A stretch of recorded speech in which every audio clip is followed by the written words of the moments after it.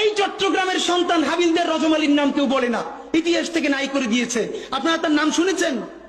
সিপাহী বিপ্লবে যদি দুইটা নাম থাকে, এর একটা মঙ্গল পান্ডে আর একটা হাবিলদার রজমালি, ইতিহাস পড়িও না, নতুন করে তৈরিও করি না, পাবলিকেশনও বানাই না, শুধু রাস্তা কাঁপাই দিলে হবে না ভাই।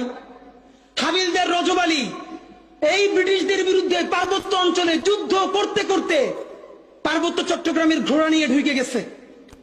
একটা সময় সঙ্গীহারা হয়ে গেছে, ব্রিটিশদের কাছে জীবন দিবে না, এই জন্য তিনি চিরতরে পার্বত্য চট্টগ্রামের ভিতরে ঢুকে গেছে, আর ব্যাক করেন নাই। তিনি মনে করেছেন যুদ্ধ করতে করতে প্রয়োজনে হারাইয়া যাব, তবু আমার স্বাধীন জীবন ব্রিটিশ বেনিয়াদের কাছে হত্যা হইতে দিব না।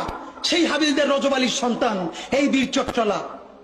আমাদের ইতিহাস তো আমরা জানি না।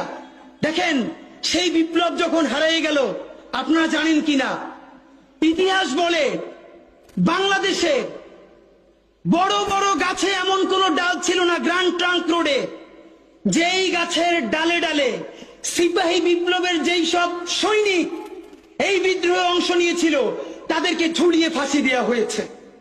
তাদের বাবাকে, তাদের সন্তানদেরকে জগন্নাথ বিশ্ববিদ্যালয়ের সামনে বাহাদুর শাহ পার্ক গিয়ে দেখবেন, এখনো তাদের নাম লেখা আছে।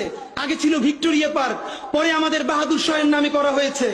গিয়ে দেখবেন প্রকাশ্য দিবালোকে গাছের সাথে ঝুলিয়ে আমাদের বিপ্লবীদেরকে ফাঁসি দেওয়া হয়েছে। শুধু তাই না, 5 দিন 7 দিন ধরে সেই লাশ ঝুলিয়ে রাখা হয়েছে, যাতে মানুষ দেখে শিক্ষা পায় আর কেউ কোনোদিন ব্রিটিশদের বিরুদ্ধে বিপ্লব বা বিদ্রোহ করতে না পারে।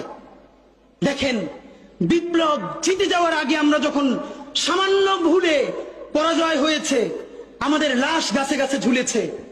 এরপর মুক্তি আসতে আরো 100 বছর লেগেছে। 1857 সালে মুক্তি আসতে পারত। আপনারা নিশ্চয়ই জানেন 1757 সালের পরে 1857 সালে এই 100 বছরেও ব্রিটিশরা আমাদেরকে যেই ক্ষতি করতে পারে নাই, 1857 সালে মহাবিদ্রোহে আমাদের পরাজয়ের পর তার 1000 গুণ ক্ষতি তারপরে তারা করেছে। আমাদের সমস্ত সম্পদ ধ্বংস করে দিয়েছে। যারা জমিদার ছিল সেই মুসলমানরা তাদেরকে কৃষক বানিয়ে দিয়েছে। শুধু কৃষক না, ভূমিহীন কৃষক বানিয়ে দিয়েছে।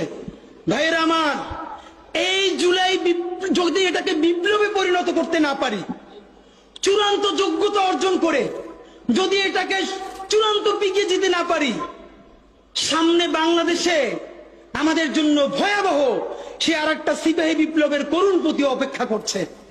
আপনারা অনেকে ভাবতেছেন এইটাও কি সম্ভব?